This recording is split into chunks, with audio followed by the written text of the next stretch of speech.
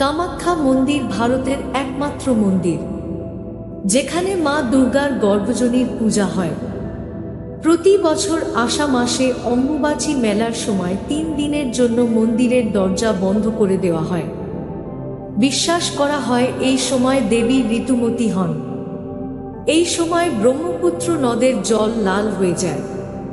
ভক্তদের কাছে এটি দেবীর অলৌকিক মাহাত্ম্য হিসেবেই পরিচিত।